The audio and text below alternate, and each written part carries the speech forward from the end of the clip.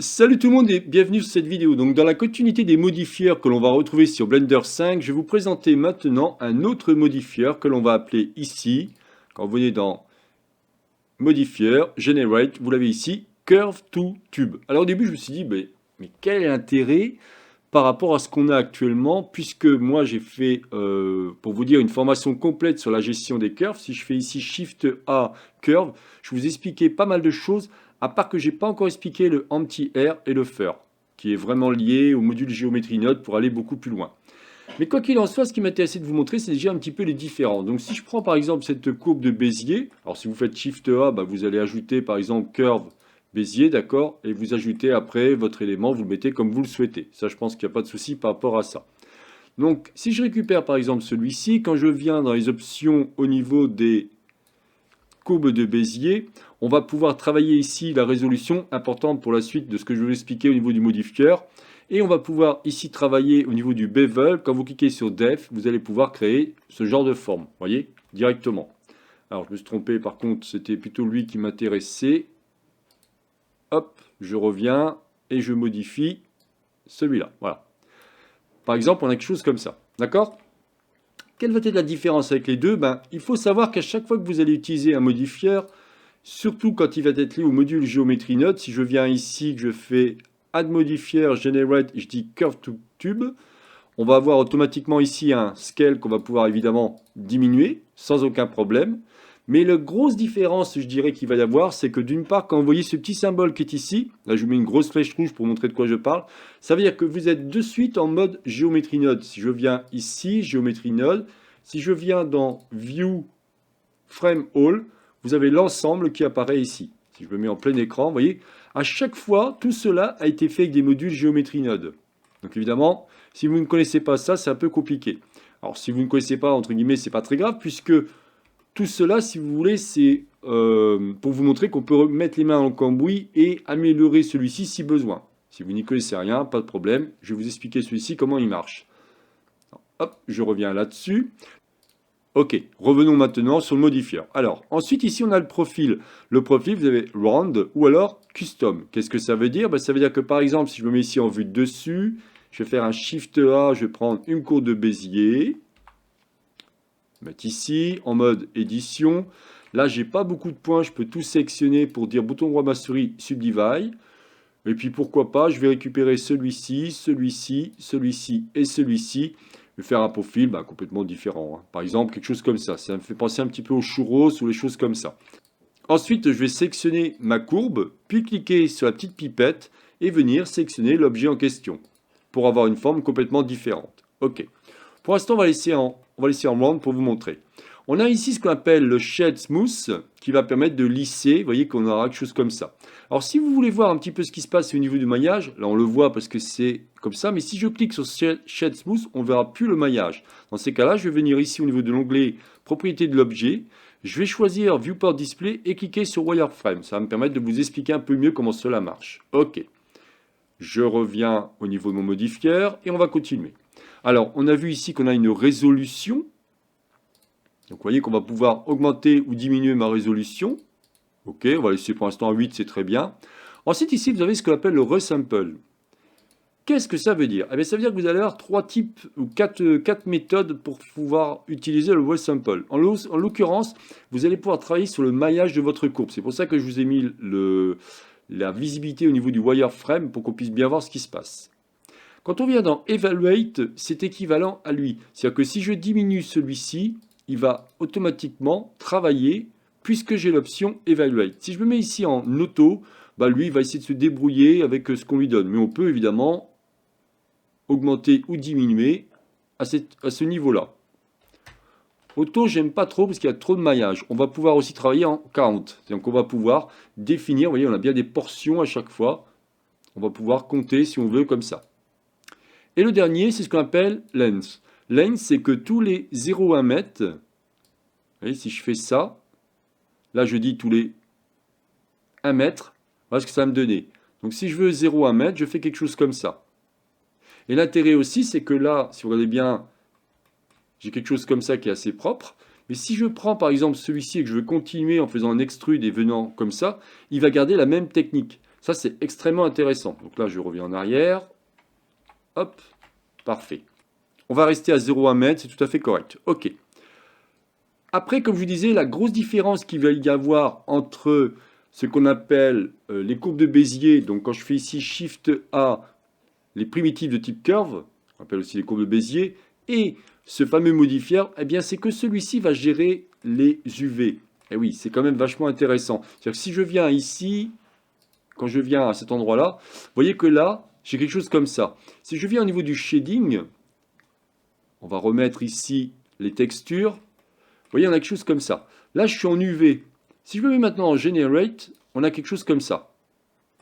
Si je prends celui-ci, alors par contre, je pense qu'il a le même.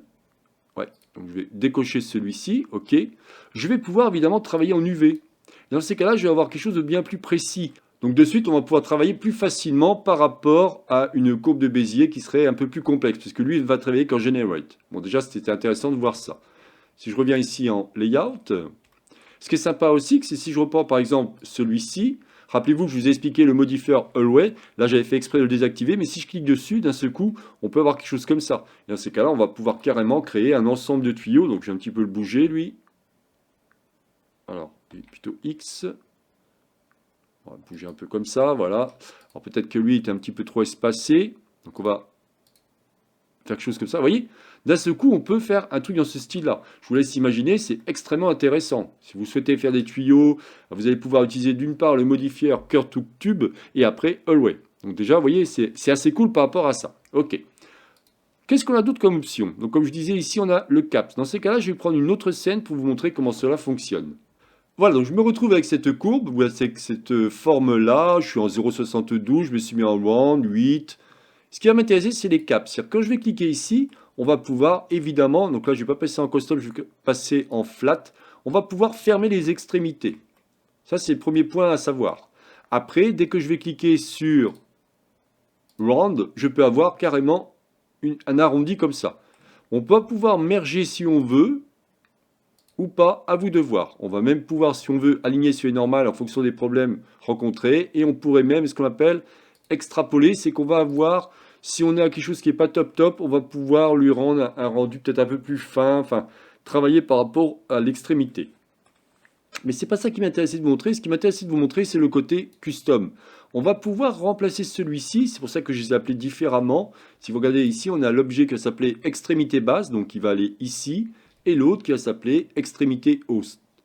Quand je vais venir ici, quand je vais cliquer sur ma petite pipette, donc Start, je vais prendre le premier. Vous voyez qu'il va bien se positionner directement ici, mais attention, sous réserve que vous avez bien mis son centre, ce qu'on appelle l'origine, au bon endroit. Sinon, si votre origine est au milieu, bah, votre élément ou votre objet va rentrer dans le tuyau. Ça dépend de ce que vous souhaitez faire, bien entendu. N'oubliez pas que comment on peut faire cela, bah, si je viens ici, vous voyez, j'ai encore laissé l'option.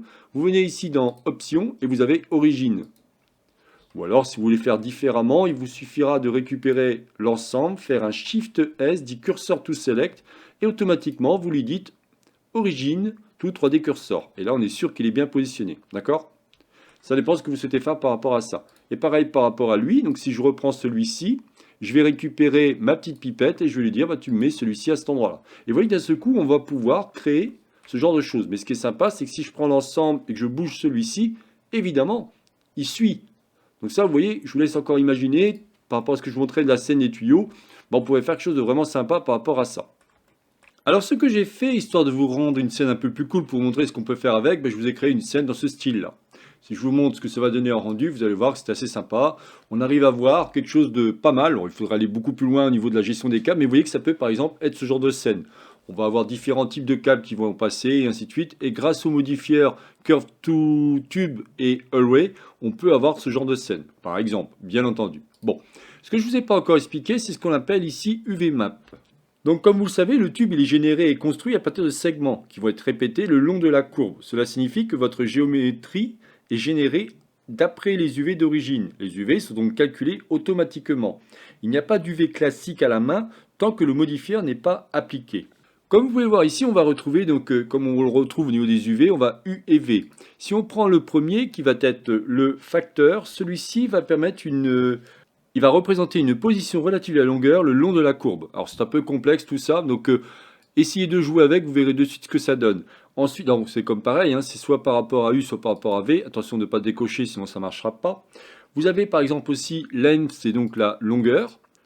Donc si vous cliquez sur length, vous aurez la longueur réelle de la courbe. En fin de compte, votre UV va être calculé en fonction de cette longueur. Et le dernier, c'est index.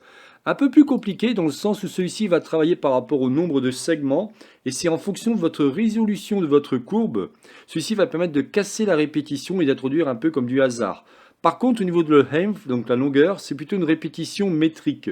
Dans le cas du facteur, ça va être plutôt un dégradé, histoire d'avoir un UV propre. Mais comme je vous dis, le plus simple, c'est vraiment d'essayer, de tester, et ainsi de suite.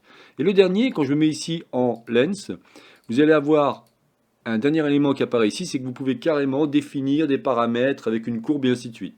Bon là, ça irait bien trop loin par rapport à ce que je vais vous expliquer, mais déjà, comprenez bien que l'intérêt de pouvoir transformer une courbe en tube, c'est vraiment ça l'intérêt.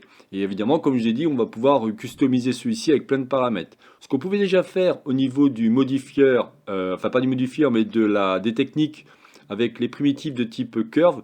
Mais là, ce qui est pas mal, c'est que celui-ci va prendre en compte les UV, ce qui n'était pas le cas avant. Sauf si vous transformiez votre primitive, donc si je fais Shift A, votre primitive de type curve en mesh. Dans ces cas-là, effectivement, après, vous pouviez appliquer un UV si besoin. Voilà, bah écoutez, je n'en dirai pas plus donc par rapport à cette vidéo. Pour la prochaine vidéo, nous allons continuer l'apprentissage des modifiers. Quand on vient ici, on a vu ensemble, au niveau des generate, on a vu le array. On a vu le curve to tube, on a vu le scatter on surface.